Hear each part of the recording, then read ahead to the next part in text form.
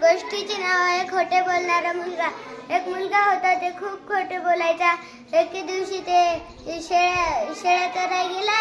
मग ते ओरडू लागला, लांडगा आला, लांडगा आला, मला वाचवा, मला वाचवा, माझ्या शेळ्याला खाऊन टाकेल, असा म्हणू लागला.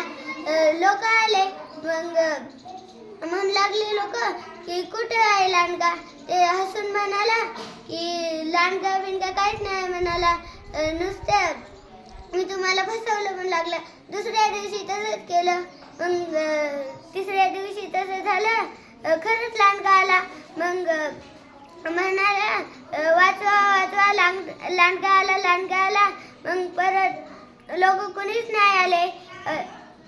मग त्याच्या शेळ्याला खाऊन टाकलं आणि ते खूप त्याला खूप वाईट वाटलं.